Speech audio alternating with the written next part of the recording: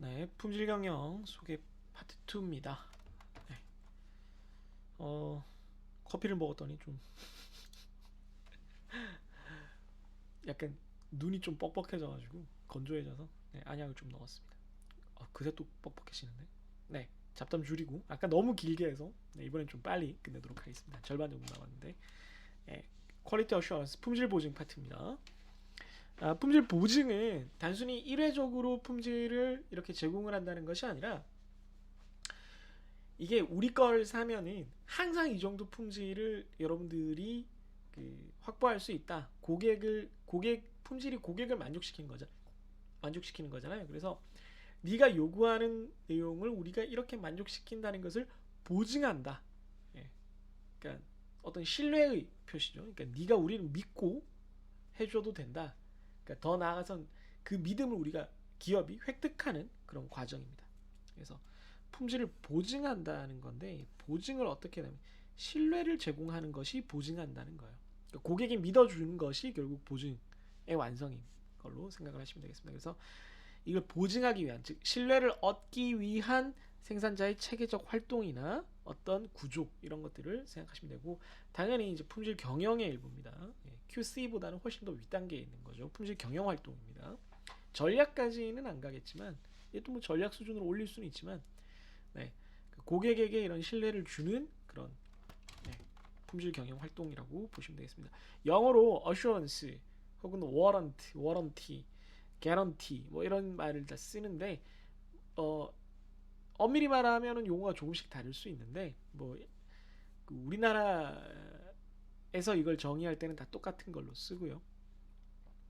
워런티 이런 것들은 사실은 보증서에 가까운 말이고 개런티는 이쪽에서 저쪽으로 이렇게 보증을 해준다는 거거나 혹은 개런티 피 하면은 그걸 보증하기 위한 비용 같은 걸 우리가 보통 얘기를 하는 거거든요.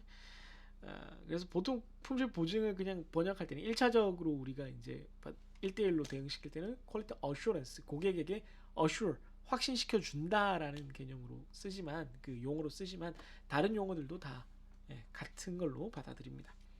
품질 보증을 위해서 갖춰야 되는 시스템은 기능적으로 봤을 때는 품질을 확보하고 우선 내가 그럴 수 있는 능력이 있어야 되는 거죠. 내부적으로 기업 내부에 품질을 일단 확보를 해야 되는 거죠. 내가 이 제품을 줬을 때 이게 그런 품질을 갖고 있어야 되는 거죠. 없는데 뻥칠 수는 없는 거 아닙니까? 그런 다음에 품질을 확약하고 이거는 기업과 고객이 서로 만나서 이제 커뮤니케이션 하는 겁니다. 고객에게 줄 때 보증서 같은 걸 주는 거예요. 혹은 뭐 광고를 하는 거죠. 대대적으로 우리는 이 정도 품질을 보증합니다. 현대자동차가 뭐 10만 뭐 5년 10만 킬로미터 뭐 이런 식으로 보증 프로그램을 하잖아요. 특히 외국에 팔 때 그런 걸 많이 하는데 우리나라에도 해줬으면 좋겠지만 그런 게 확약입니다. 약속을 하는 거죠. 그런 다음에 확인을 하는 거죠. 이제 이건 고객이 품질을 확인하는 거예요. 물론 이제 기업도 나중 추적해서 고객이 그걸 실제로 만족하고 있는지를 꾸준히 만족하고 있는지 그 품질이 유지되고 있는지를 확인할 필요가 있습니다.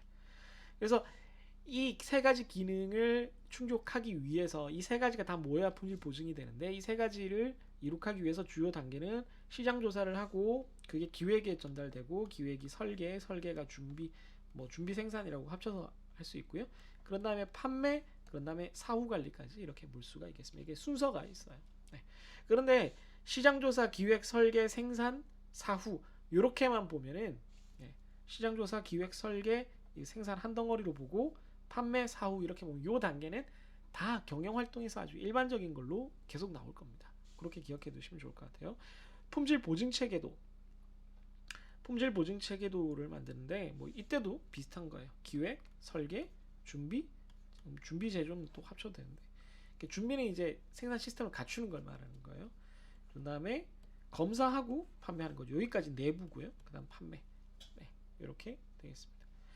그다음 품질 보증 체계는 그 조직으로 따졌을 때 품질 보증하는 업무 시스템이 있고 품질을 평가하는 조직이 있는 거고 그다음 품질 그 관련된 정보를 관리하는 이렇게 세 가지로 나눠집니다. 그러니까 품질 보증하는 업무, 그러니까 품질 자체를 이제 보증을 하기 위한 여러 가지 행동들을 하는 업무를 담당하는 이제 핵심 파트가 있는 거고요. 그 나온 품질을 내부적으로 평가하는 부서가 있는 거고요. 그런 다음에 이거에 관련된 품질 보증 업무를 하는 그리고 품질 평가를 하는 그 내용들을 다 합쳐서 정보를 관리하는 시스템이 있는 겁니다. 요거에 대한 질문들도 꽤 나오더라고요. 네, 확인해 두시면 좋고요. 아이고 죄송합니다. 계속 스크롤만 돼버리네. 보통 이렇게 하면 넘어가. 네, 죄송합니다. 다음 품질 보증 활동에 대해서 구체적인 내용들을 좀 살펴보면 그 앞에 말했던 여러 가지 단계들 중에 이제 중요한 것들을 좀 보겠습니다. 시장 조사는 고객의 만족과 불만족을 확인을 하는 거예요. 뭐 유지 보수는 어떻게 되고 있느냐, 애프터 서비스는 어떻게 되고 있느냐를 확인을 하는 거고요. 그런 다음에 이제 기획, 설계, 제조를 생각을 해보면 이제 고객의 요구사항이 뭐다라는 걸 이제 시장 조사를 통해서 알았으면, 시장 조사를 통해서 고객 요구를 알았으면 그걸 기술용으로 바꾸는 게 제품 기획이에요. 그러니까 이런 제품이 필요하다. 고객은 예를 들어서 더 편안한 자동차가 필요하다. 그럼 그걸 기술용으로 바꾸는. 더 편안한 자동차가 뭘까? 이렇게 꿀렁임이 적은, 서스펜션이 좋은 자동차. 혹은 가속도에 대해서 반대로 이렇게 가속도 캔슬링을 해주는 그런 장치가 있는, 평가 장치가 있는 그런 자동차가 좋은 자동차다. 그러니까 기술적으로 어떻게 구현하면 된다는 그런 제품의 개념을 잡아주는 게 이제 설계가 되겠죠. 기획이 되겠죠. 여기서 신뢰성의 90%가 결정돼요. 여기서 거의 다 이런 개념의 제품을 만들자라고 기획을 하는 단계에서 신뢰성은 거의 다 결정이 됩니다. 이걸 이제 그럼 이렇게 이제 개념을 잡았으니까 구체적으로, 아주 구체적으로 뭐 너트는 어떤 걸 해야 되고 타이어는 얼마짜리를 달아야 되고 이러면은 이게 스페시피케이션이 되죠. 스페시피케이션, 시방서가 됩니다. 이때 이제 요구 품질이나 품질 방침을 아주 구체적으로 반영을 하게 돼요. 이때 설계 심사도 하게 되고요. 뭐 설계 심사는 보통 뭐 3단계로 한다 뭐 이런데, 뭐 예비 설계 심사, 뭐 PDR 같은 경우는 뭐 워낙 유명하니까 뭐 제가 과제할 때도 많이 하고요. 프라이머리, 프리리미너리, 디자인, 리뷰. 이건 뭐 되게 유명한 건데, 뭐 중간 설계 심사, 최종 설계 심사, 뭐 3단계 한다, 뭐 이건 그냥 뭐 알아만 두시면 되는 거고요. 그런 다음에 이제 이 설계를 반영을 해서 시방서를 토대로 우리가 만들게 되죠. 제조를 하게 될 때 중간중간 이상 요인이 발생할 수 있는데 그거에 대응할 수 있는 절차, 대응할 수 있는 방침, 대응할 수 있는 그 시스템이 있어야 된다는 겁니다. 그래서 여기서 품질 보증 관리가 이루어지는 거고요. 품질 보증을 하는 사전 대책과 사후 대책이 있다라고 하면, 사전 대책은 앞서 말한 것 중에 시장 조사와 기술 연구가 이제 뭐 당연한 거, 이거 뭐 당연한 거죠. 당연하게 들어간 거고, 고객 PR이 들어간다는 게 조금 재밌어요. 그러니까 고객이 이걸 쓸 줄 모르면 이거에 대해서 품질이라는 게 고객의 만족도이기 때문에 고객이 만족할 수가 없을 수가 있어요. 그래서 이게 이런 거다라는 걸 알려줘야 되고, 앞에서 얘기했지만 여기 기획과 설계에서 모든 것들이 이루어지기 때문에 이 단계에서 미리 잘하는 것이 사전 대책이 되고요. 사후 대책은 뭐 당연한 거지만 뭐 팔려 나간 다음에 하는 거예요. 그러니까 만드는 과정에 관한 것들이 여기 뭐 공정 얘기들이 있는데, 팔려 나간 다음에는, 그러니까 다 만들어진 다음에는 검사하고 뭐 클레임 처리하고 애프터 서비스 해주고 뭐 이런 거죠. 품질 감사는 단계별로 뭐 말 그대로 감사예요. 감사. 오딧은 잘 이루어지고 있는지를 내부의 감사팀이 따로 보는 겁니다. 감사는 감독하고 이렇게 평가를 하는 거예요. 자, 그 다음에 제조물 책임으로 프로덕트 라이빌리티로 넘어갑니다. 제가 프로그램을 아직도 잘 못 쓰고 있네요. 제조물 책임은 제조물 책임법으로 유명한 개념이고요. 뭐 우리 과에서 배성민 교수님이랑 서준혁 박사님이 이쪽으로 논문도 쓰셨죠. 결함으로 인한 손실을 배상하는 것이 제조물 책임, 프로덕트 라이빌리티에 관련된 얘기인데요. 그러니까 생산하거나 판매한 사람이 소비자에게 배상을 하는 개념이에요. 그런데 품질 보증은 교환이나 수리를 해준대요. 이 제품이 잘못됐으니까, 만족을 못 시켰으니까 새 제품을 드릴게요 라고 하면 되는 거예요. 그런데 PL, 제조물 책임에서는 배상을 해줍니다. 배상과 보상은 반드시 그렇진 않지만 일반적으로 이 두 단어를 우리가 다르게 쓸 때는, 보상은 뭐가 부족한 걸 이렇게 채워주는 거예요. 배상은 손실이 났을 때 그거 이상으로 줘야 됩니다. 피해를 배상하는 거예요. 잘못이 있는 거예요. 이건 잘못이 있는 거고, 이건 부족을 메꿔준 그런 개념이라고 생각을 하시면 되겠습니다. 이게 좀 달라요. 배상은 진짜 잘못한 거를 배상해 줘야 되는 겁니다. 그래서 제품이 여기가 좀 뭐 스테이플러가 여기가 좀 없어가지고 뭐 잘 안 돼요. 그럼 요것만 끼워드리면 될까요? 이러면 보상일 수는 있는데 이 부분이 없어가지고 내가 스테이플 찍다가 손을 다쳤어. 이러면 배상이 되는 거죠. 요것만 준다고 해결되는 게 아니라는 거죠. 그래서 그럼 어떤 경우에 대해서 우리가 책임을 지느냐? 이 책임의 개념이 좀 중요한데 책임이 크게 세 가지가 있어요. 과실 책임, 진짜 잘못해서 생기는 거. 생산자나 판매자가 정말 주의를 부족하게 해서 뭘 잘못 만들었거나 기능이 잘못 설계됐거나 뭐 전달했을 때 뭐 설명이 안 됐거나 뭐 이런 건데요. 설명이 잘 안 된 거를 구체적으로 얘기할 때는 보증 책임이 됩니다. 사실과 다른 정보가 적혀 있는 거예요. 실수일 수도 있고 뭐 아닐 수도 있고 어쨌든 그게 중요한 게 아니라 이렇게 사용돼야 되는 건데 다르게 적혀 있다거나 뭐 새로운 제품이 있어서 사용 방법이 달라졌는데 그냥 묵시적으로 뭐 사람들이 다 기존 사용 방법을 알고 있는데 그게 달라졌다는 걸 알려주지 않은 경우도 보증 책임에 해당합니다. 네. 예를 들면 우리가 빵을 사면 다음날 정도까지는 먹을 수 있잖아요. 예를 들어 상온에 보관했을 때 뭐 아주 후덥지근한 날이 아니라면. 그런데 이제 이 빵은 뭐 아주 특수한 빵이라서 3시간 안에 먹어야 되는 거예요. 그걸 말을 안 해주면은 문제가 되는 거죠. 묵시적으로만 우리가 다 알고 있는 것과 좀 다르니까 미리 주의를 줘야 되는 거죠. 엄격 책임은 이런 것들이 다 이루어졌다고 하더라도 어쨌든 결함이 생기면은 소비자가 입증할 필요도 없이 무조건 생산자나 판매자의 책임이라는 거예요. 가장 엄격한 수준의 책임이기 때문에 엄격 책임이라고 부르고 그래서 무과실 책임이라고 부릅니다. 과실이 없어도 책임이 있어야 되는 거예요. 결함이 생기면 무조건 책임이 있다라고 보는 겁니다. 그래서 결함의 종류는 제품 자체에 대해서 설계 과정에서 결함이 있을 수 있고 제조 과정에서도 결함이 있을 수 있지만 아까 말한 보증 책임과 같은 경우에서도 표시나 경고에서 이게 제대로 안 돼 있는 거, 매뉴얼이 제대로 안 돼 있는 거. 그래서 보통 보면 이 PL이 발달한 외국 같은 경우에는 사용 설명서 이상한 것들이 되게 많잖아요. 뭐 예를 들면 선풍기에 뭐 손가락을 넣지만 혀를 넣지 마세요. 말도 안 되는 그런 그 문구들이 들어가 있거든요. 왜 그러냐면 그런 것들이 없으면 그 소비자가 그런 행동을 했을 때 우리 책임이 되는 거거든요. 엄격 책임 기준으로. 그래서 막 그런 것들이 들어가 있는 겁니다. 여기서 또 재밌는 게 이렇게 명시적인 것 말고 광고나 판매원 설명에서 잘못된 정보가 있는 것도 당연히 책임으로, 그러니까 과실이 아니라 책임으로 포함이 됩니다. 여기서 애매하게 말했거나 명확하게 말해주지 않은 것, 잘못된 정보를 전달한 것 역시 결함으로 우리가 이해를 합니다. 이 제조물 책임법에서. 그러니까 되게 그 판매자에게 엄격한 거죠. 자, 그래서 대책을 보면은 크게 예방과 방어가 있어요. PL에 대한 예방, prevention, 사전적인 게 있고요. 방지하는 거죠, 미리. 방어, defense는 결함이 생겼을 때 대응을 하는 거예요.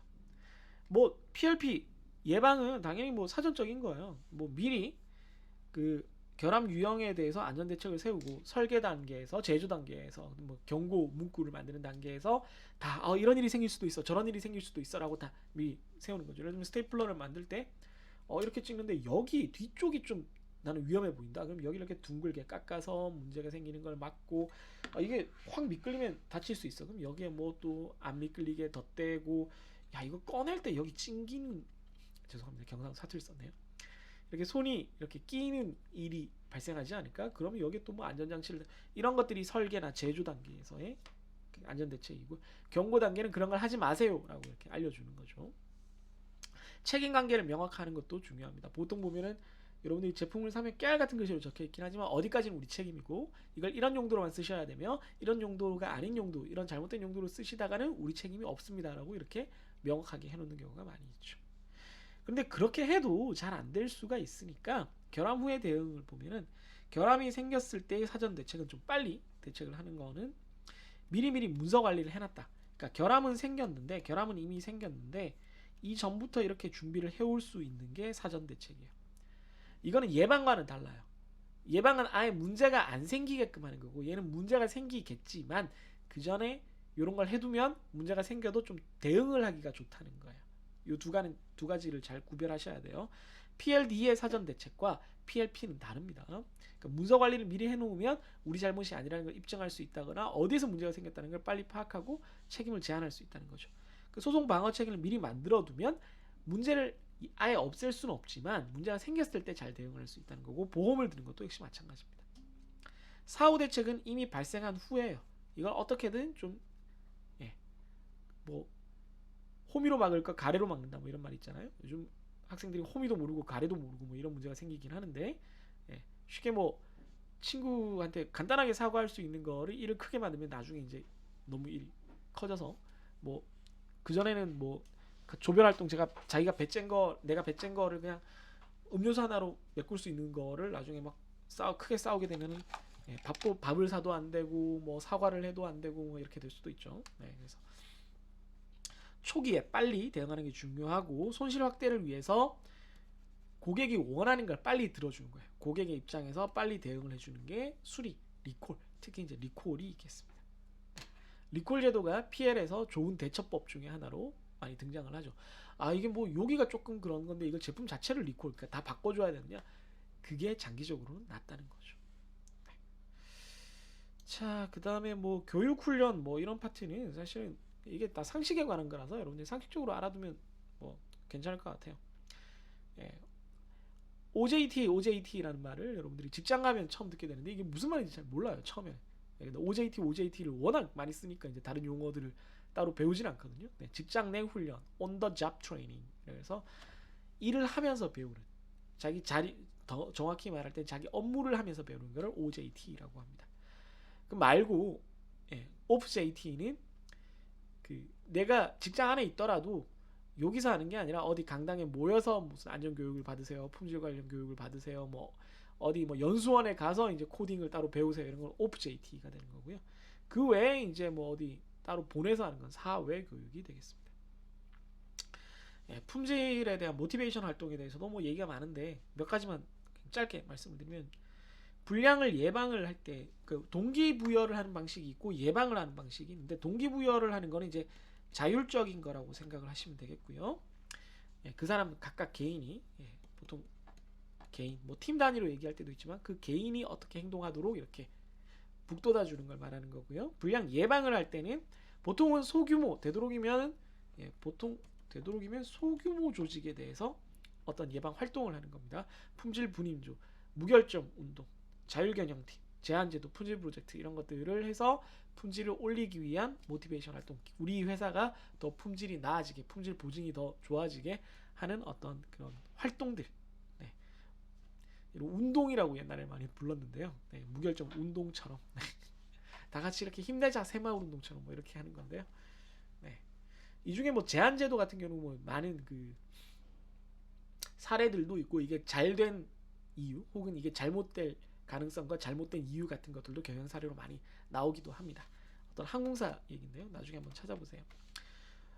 이걸 관련돼서 이제 모티베이션이나 뭐 이런 거 교육을 할 때 동기로 많이 배우는데, 매슬로우의 욕구 5단계, 이건 요즘은 사실 잘 안 써요. 이건 뭐 이해는 잘 되느나 잘 안 쓰는 이제 이론입니다. 왜냐하면 이게 예전에는 이게 아래쪽 욕구가 채워지지 않으면 위쪽 욕구를 사람들이 추구하지 않는다라고 이게 우리 일반적으로 받아들였는데, 요즘은 그렇지 않다는 증거가 너무 많이 나오고 있어가지고 좀 잘 안 쓰고요. 특히나 이제 모티베이션을 주는 거에 대해서는 허스버그의, 이것도 저는 허츠버그로 배웠는데 허즈버그라고 하더라고요, 표준어가. 허즈버그 요인 이론을 요즘 뭐 특히 이제 동기 모티베이션 쪽은 많이 쓰죠. 원래 위생 요인과 동기 유발 요인인데, 위생 요인은 그 앞쪽에 카노의 그 품질 이론처럼 위생 요인은 안 채워지면 불만이 있지만 채워진다라고 해서 막 위쪽으로 가려는 그런 욕구가 생기진 않아요. 그러니까 환경 요인이에요. 그러니까 연봉을 채워주면 좋지만 뭐 연봉 채워진다고 점점점 내가 발전해 나가는 게 아니라 뭐 어떤 대가를 받았다라고 생각하는 거예요. 이게 없으면은 곤란하지만 있다라고 해서 뭐가 발전된 미래가 생기는 건 아니고, 동기 유발 요인 같은 경우 나한테 더 좋은 업무를 준다든가 어떤 내가 성취를 한다든가 이런 경우에는 앞으로 점점 더 잘하기 위한 그 자기 발전의 모티베이션이 생기는 쪽입니다. 그래서 위생 요인은 당연히 꼭 갖춰야 되는 거지만 장기적으로는 동기 유발 요인에 우리가 집중을 해야 된다. 뭐 이렇게 볼 수가 있겠습니다. 자, 이제 마지막 페이지인데요. 서비스 품질 경영, 서비스 퀄리티 매니지먼트. 이제 앞에서 ISO 9001을 얘기를 하면서 제품뿐만 아니라 서비스 영역으로 확대된다. 이거는 뭐 품질 경영의 이제 그 발전 방향, 발전 역사와 발전의 흐름에서도 나왔던 얘기인데, 그 당연히 이제 서비스도 우리가 품질을 다루는 대상에 포함되고 있어요. 근데 서비스 품질, 서비스라는 것이 이제 그냥 일반 제품과의 다른 특성이 뭐냐면 형태가 없고, 뭐 이건 우리가 당연히 다 아는 거고요. 불가분성이 좀 중요해요. 뭐냐면 앞에서도 한번 얘기했는데 공급자와 소비자가 분리되지 않아요. 이게 하나야 하나. 네. 소비자가 그 서비스에 포함이 되기 때문에 그 제품 그 서비스의 품질을 따질 때는 소비자가 거기에 항상 들어가 있어요. 어떤 소비자냐, 이 소비자가 어떤 행동을 했느냐에 따라서 품질이 다르게 평가될 수밖에 없어요. 그걸 다르게 표현하면 주관적이죠. 개인마다 또 받아들이는 품질이 다를 거고요. 재현성이 낮아요. 그래서 그리고 반복적으로 발생하지가 않아요. 이 두 가지를 합치면 소멸하고 재현성이 낮아요. 그러니까 일회성이에요. 이번에 되게 품질이 좋았는데 다음번에도 그러리라는 보장이 없어요. 물론 우리가 되게 친절한 직원이 있고 서비스가 되게 좋은 직원이 있으면 다음번에도 일반적으로는 좋겠죠. 그러나 반드시 그럴 거라는 보장이 없어요. 다음에 우리가 흔히 말하는 엄청 진상 손님이 올 수도 있는 거고, 우리가 도저히 충족시킬 수 없는 어떤 기준을 가진 고객이 나타날 수도 있는 거거든요. 그래서 이걸 주관적이고 정신적, 정성적 품질인데다가 고객과의 관계에 영향을 미쳐요. 그러니까 단골이고 우리 서비스를 잘 이해하고 있는 손님이면은 우리 품질을 높게 평가할 것이고, 우리 서비스에 낯선 손님이면은 낮게 평가할 수 있고, 또 어떤 경우에는 우리 서비스를 처음 받아본 손님은 되게 만족할 수도 있고, 우리 서비스에 이미 익숙해진 손님은 우리가 더 어떤 걸 해도 뭐 이건 당연한 거니까라고 받아들일 수도 있는 거죠. 그래서 고객 관리가 되게 중요해지는, 물론 일반 제품, 완제품, 그냥 텐저블 유형의 제품에 있어서도 품질이 이런 고객 관리가 중요합니다만은 특히나 서비스 품질에서는 이것이 더더욱 중요하다라는 얘기를 할 수가 있고요. 서비스 품질의 5차원을 뭐 약자를 따서 레이터로 이렇게 만드는데, 신뢰성, 신뢰를 줘야 되고, 확신성, 확신을 줘야 되고, 이게 다 주관적인 얘기죠. 유형성, 이게 가능하면 유형의 어떤 걸로 표현이 될 수 있어야 되고, 물론 이제 서비스가 무형성이 있지만 이걸 최대한 유형의 어떤 결과물로 만들어야 된다는 거죠. 예를 뭐 고객이 이렇게 이게 시원해, 어깨 마사지를 해서 시원해졌으면 피로가 풀린 정도라든가 뭐 만족도라든가, 그래서 고객이 뭐 매출이 올라갔다든가 뭐 재방문 횟수라든가 재방문 간격이라든가 뭐 여러 가지 어떻게든 유형적인 어떤 숫자로 표현되는 뭐 이런 걸로 바꿀 수 있어야 되는 거고요. 그다음에 공감성, 당연히 고객과 공감이 중요한 거고요. 대응성, 고객에 대한 대응이 포함이 돼야 되는 겁니다. 그래서 서브퀄이라고 해서 그 PGB라는 세 명의 학자가 이 서비스 품질 5차원 레이터를 정의하면서 그걸 반영한 어떤 지표를 만들었어요. 이 지표는 서비스 격차 이론, 이거 제가 색칠 안 했네요. 서비스 격차 이론을 이용한 평가 모양이에요. 서비스 격차 이론은 뭐냐면은 서비스 품질이라는 것이 어떤 구조로 되느냐 해서 뭐 고객의 입장이, 고객에 영향을 끼치는 요소가 막 있고, 우리가 제공하는 기업의 입장에서 서비스가 미치는 영향이 막 있는데, 서비스 품질은 결국은 고객의 기대와 우리가 제공하는 서비스 수준의 차이, 요 차이가 서비스 품질이 된다는 거죠. 만약에 이쪽이 더 좋으면 좋은 품질, 기대가 더 높고 서비스 수준이 그에 못 미치면 낮은 품질로 판별이 된다는 거죠. 그래서 요거를, 요 격차를, 요 레이터를 반영을 해서 구조화해서 이런 항목들에 포함이 되도록 하고, 요 두 가지를 이렇게 계산을 해서 고객의 기대는 어느 정도고 서비스 수준은 어느 정도인지를 이렇게 정량적으로 이렇게 평가할 수 있게 해주는 그런 틀입니다. 틀. 네, 설문조사를 통해서 평가를 할 수 있게 되어 있어요. 네, 여기까지 서비스 품질까지 봤고요. 네, 그래서 한 4주 정도 품질 경영 전체를 후루룩 훑어 나가기로 했는데, 네, 그 중에 벌써 절반을 했습니다. 네, 좀 저도 지쳐요. 이렇게 짧은 시간에 막 외치다 보면 좀 숨이 가쁘긴 한데 어쨌든 여러분들